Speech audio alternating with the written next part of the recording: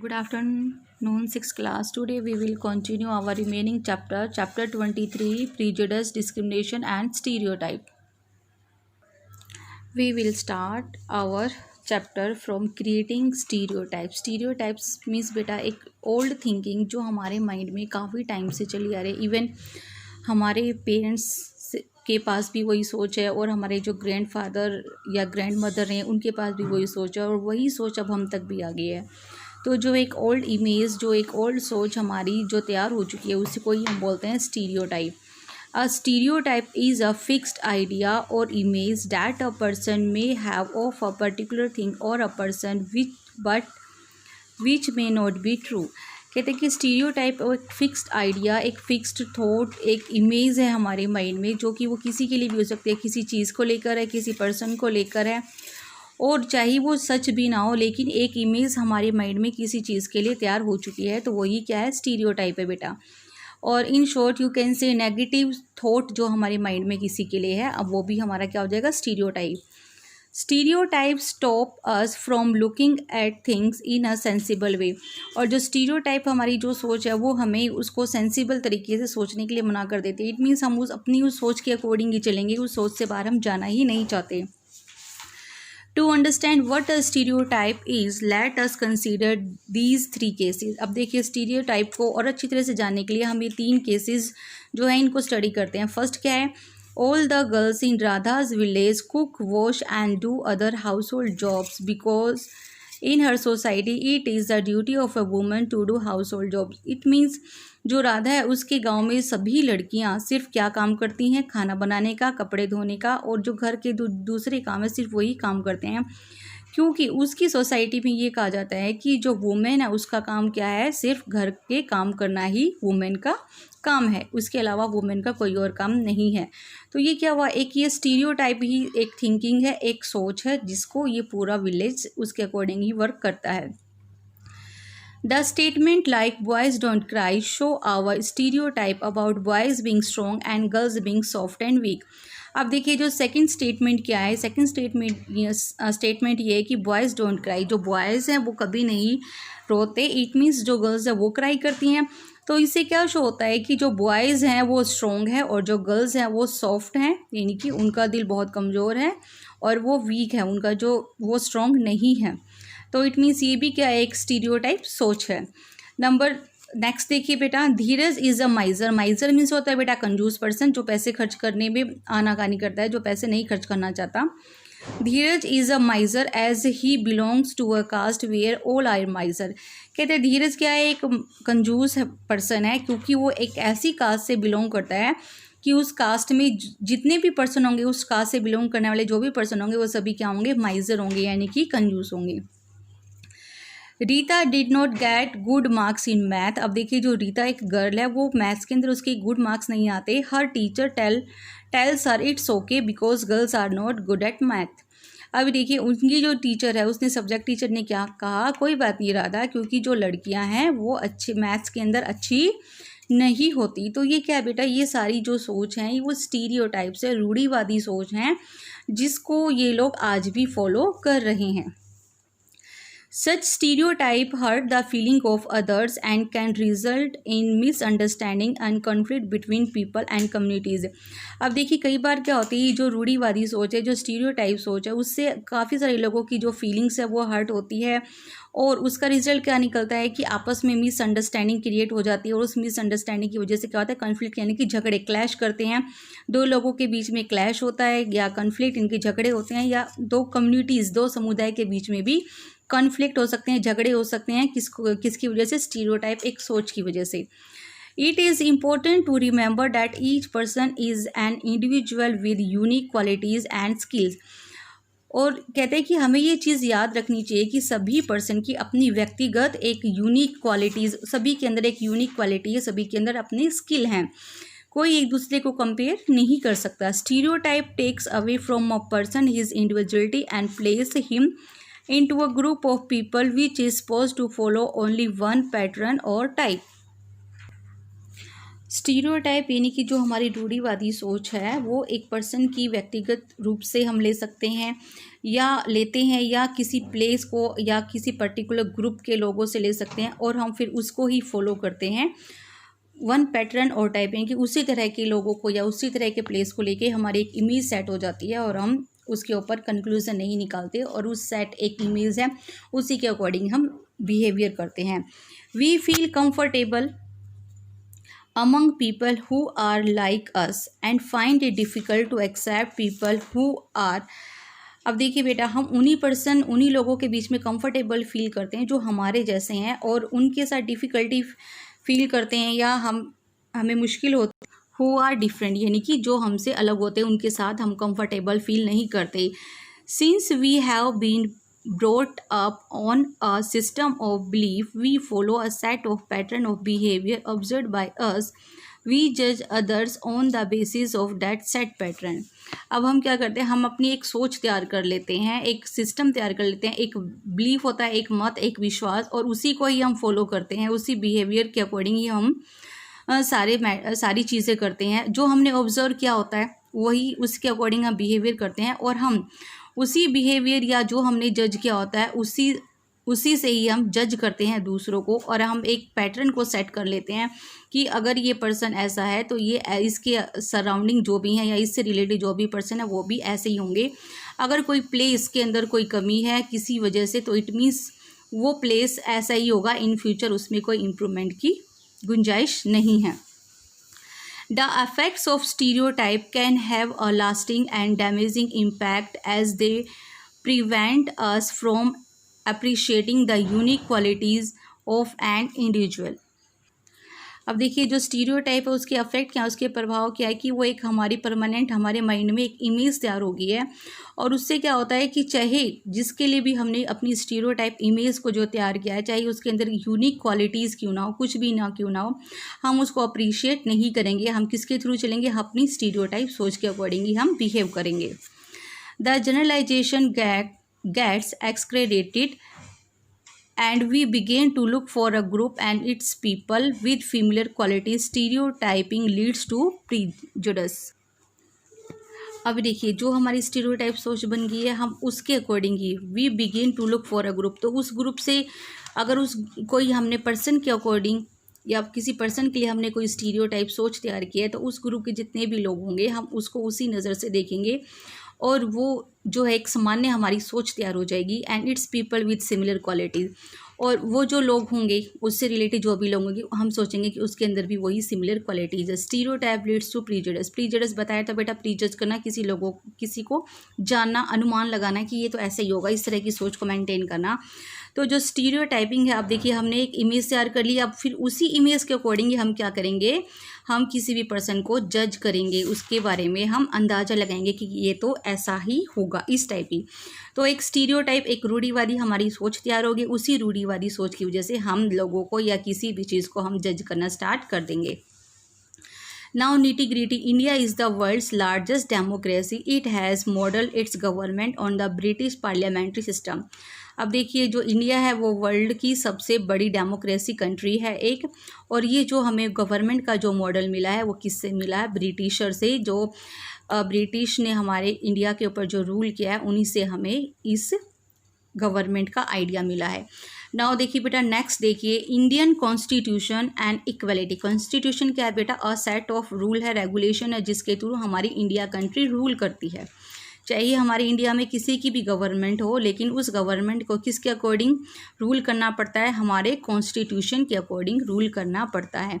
और वो कहता है इंडियन कॉन्स्टिट्यूशन, जो इंडिया का जो कॉन्स्टिट्यूशन है उसके अंदर इक्वलिटी क्या है, इक्वलिटी मीन्स समानता, कि we all are equal. The struggle for freedom against the British changed the mindset of the people to a great extent। बेटा ये हम आगे हिस्ट्री में रीड करेंगे, अभी आपके पास नहीं, लेकिन मैं आपको थोड़ा सा बता देती हूँ कि 1947 से पहले 15 अगस्त 1947 से पहले हमारा देश गुलाम था, किनका, ब्रिटिशर का गुलाम था। तो हमने अपने देश को ब्रिटिशर से आज़ाद करवाया है, तो उसके लिए हमने क्या है, स्ट्रगल किया है, बहुत स्ट्रगल किया है। और बहुत स्ट्रगल करने के बाद ही हमको फ्रीडम मिली है। फ्रीडम मीन्स होता है आज़ादी, और हमें आज़ादी किससे मिली है, ब्रिटिशर से हमें आज़ादी मिली है। हमारे देश पर 15 अगस्त 1947 से पहले अंग्रेज़ों का यानी कि इंग्लैंड का राज था। ठीक है, तो इस स्ट्रगल से जो लोगों का माइंड था वो चेंज हो चुका था। It was a United struggle of all the people of India against the British for freedom. अभी देखिए, हमारी कंट्री के अलग अलग रिलीजन के लोग रहते हैं, अलग अलग लैंग्वेज के लोग रहते हैं, तो ये जो स्ट्रगल था वो सभी का यूनाइटेड था, यानी कि सभी ने मिलकर इस अपने देश को आज़ाद कराने के लिए, फ्री कराने के लिए स्ट्रगल किया था। किसके अगेंस्ट, ब्रिटिशर के अगेंस्ट स्ट्रगल किया था। People to the real meaning of freedom and fought not only against the British but also aimed to establish a country which saw all its citizens as equal।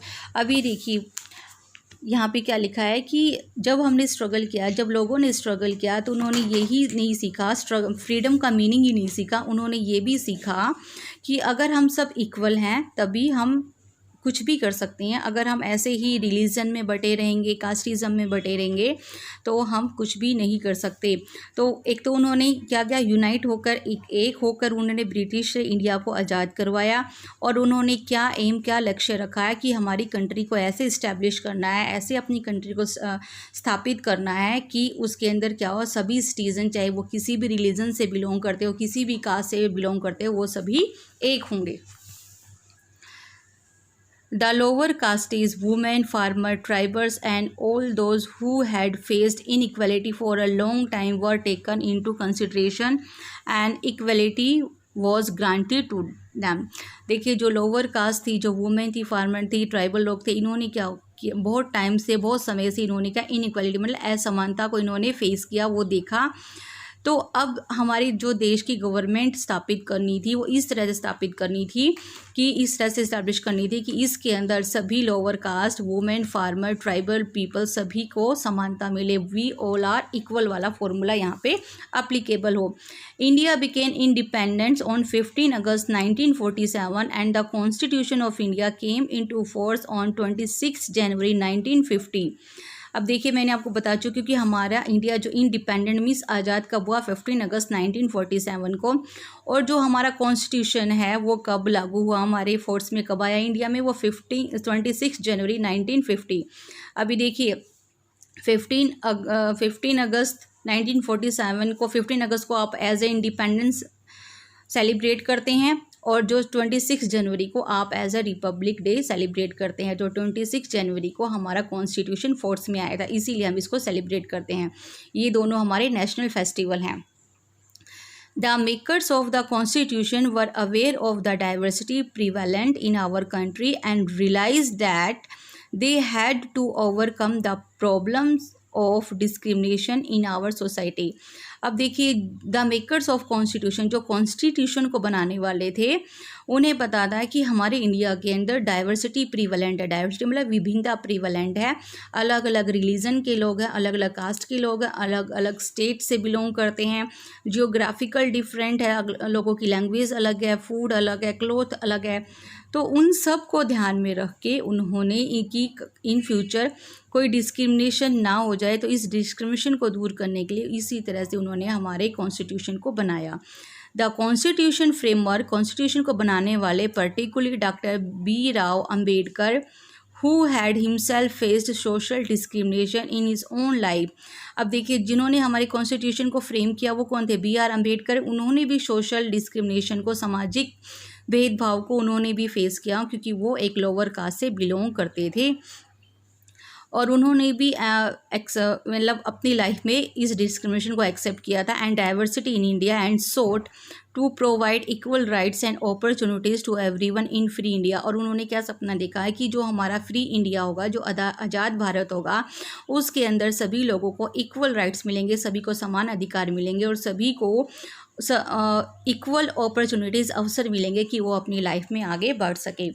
It is stated in the preamble of the constitution, और जो हमारा preamble है constitution का, यानी कि आप index बोल सकते हो, उसके अंदर लिखा है that India is a sovereign, India एक आज़ाद देश है, सोशलिस्ट सामाजिक सेकुलर, इसका कोई धर्म नहीं है, डेमोक्रेटिक इंडिपेंडेंट यानी कि लोगों का लोकतंत्र का राज रहेगा, लोगों का राज रहेगा, रिपब्लिक, यानी कि ये सारे हमारे, ये देखिए जो इंडिया का प्रीएम्बल है यहाँ पर ये सारी चीज़ें लिखी हुई हैं।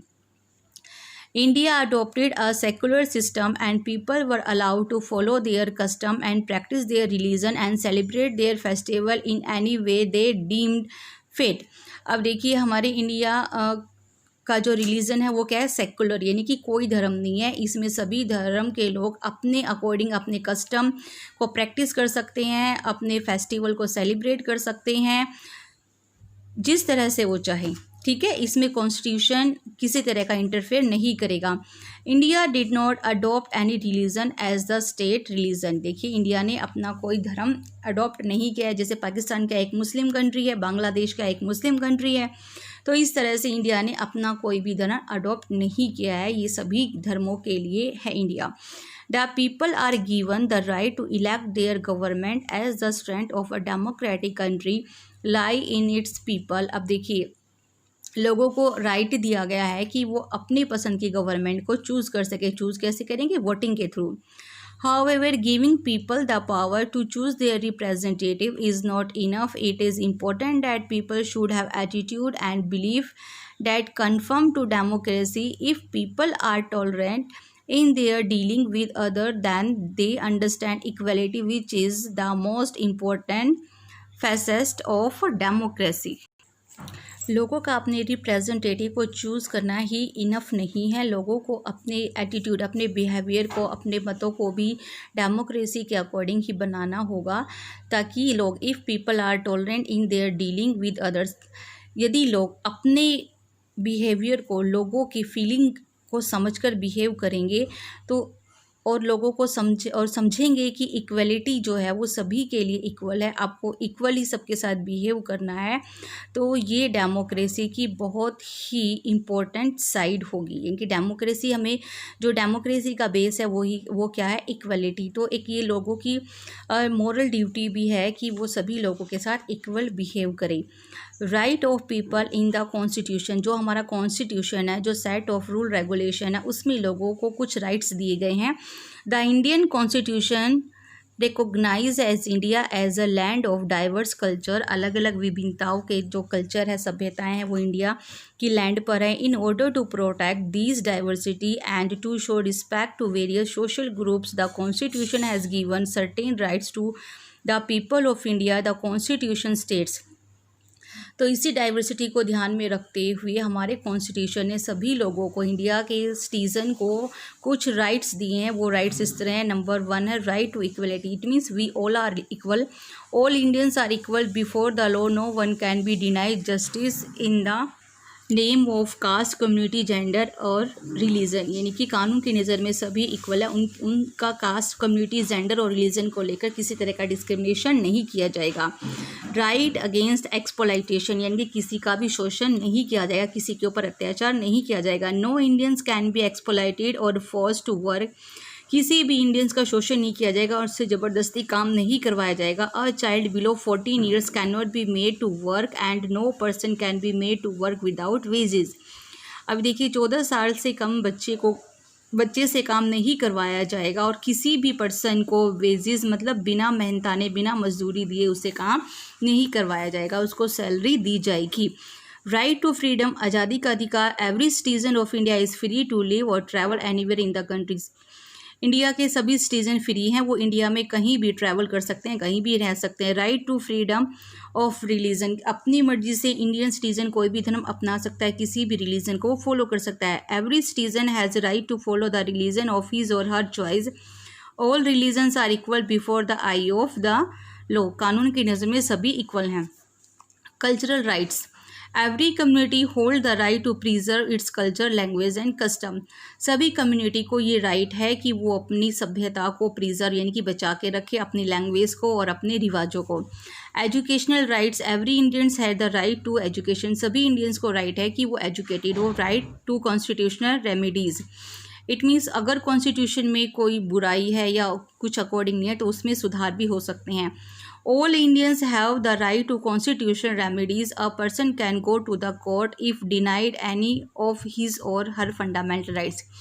It means अगर किसी पर्सन के जो फंडामेंटल राइट्स है अगर वो उसको नहीं मिल रहे हैं तो वो अपने फंडामेंटल राइट्स के लिए हक के लिए वो कोर्ट में जा सकता है। अब देखिए व्हाट वी कैन डू, हम क्या कर सकते हैं।